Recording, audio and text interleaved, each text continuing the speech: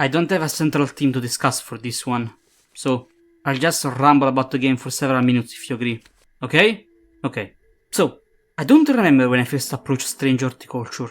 It probably was either during my usual skimming of the Steam Discovery queue or a fest. But when I saw it, I was interested.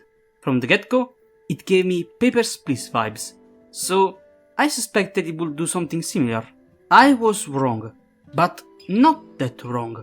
For while there are differences between the two, I believe Strange Ornithorynco manages to achieve the same level of tension and storytelling thrill, while implementing things in its own way. First, the setting. Instead of dealing with the border immigration in the most stable Balkan country, you have to manage a horticulture shop hunted down from your dead uncle. Considering the constant bad weather, clothes, and general premise, I suspect this game takes place somewhere in the late 1800s England. I mean, the whole inheriting a business from a dead uncle feels like the secret dream of a Victorian-era girl that is going to die of tuberculosis at the age of 35.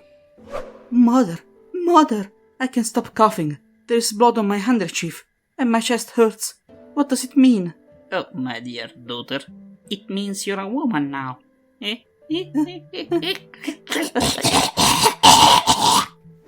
Second difference, instead of checking the validity of documents, you must satisfy the client requests for specific plants or mushrooms.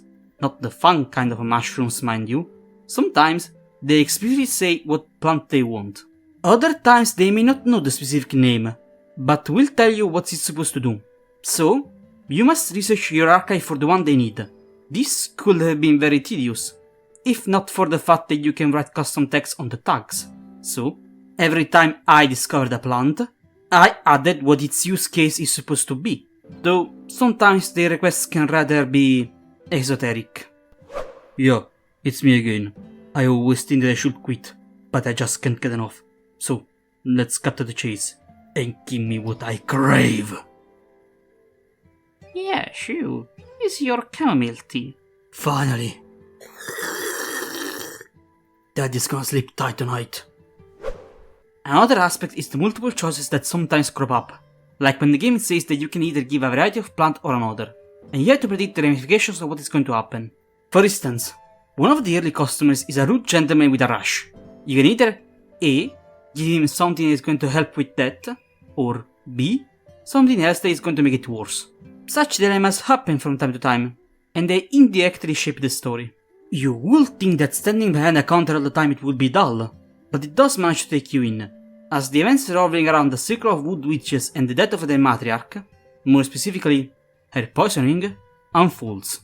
I'm not going into the details to keep everything as spoiler-free as possible, just so you know you're going to be at the center of an incoming storm. Third difference, there is no timer, which means that there is no pressure for the player to do things as fast as possible to try and get as much money as possible. You can take your time with any task at hand. That doesn't mean there are no penalties for messing up, as once enough stress is gained by getting the wrong plant, or going to the wrong place, the protagonist gets an anxiety attack, the game stops, and you're forced to play one of two minigames, either reconstruct the broken figure puzzle, or find the correct key. So this is the foreplay people always hype about. I'm kinda disappointed, honestly. The minigames are completely pointless. They're not fun and get old immediately. I get why the devs had to implement them, it's so that the player doesn't brute force their way out of the puzzles, but man, I could have done without them. Other gameplay loops include the synthesizing of plants into elixirs, unlocked halfway through, sneaking new plants into the overworld by analyzing the cryptic cards received in the interludes, and some other minor puzzles thrown into the mix, like finding a combination for a secret compartment of the desk, or use a magic glass able to show hidden secrets. One annoyance is with the map needed to go exploring. You can't make custom marks on it, or highlight points of interest, which meant that I had to refine several landmarks. I wish it were possible to do it. At least, now I know how people felt before GPS traveling was a thing. Okay, now to turn right.